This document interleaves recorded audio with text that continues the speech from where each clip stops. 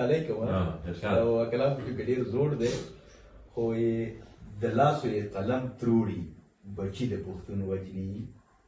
کلام دی د لاسو یې قلم تروړي بچي د پښتون وجني او په کومه ګناه دوی اخر زلمي د پښتون وجني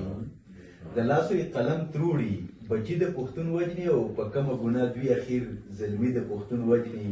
او چې لږ شعور بیداري شي او غوښته د خپل حق کړي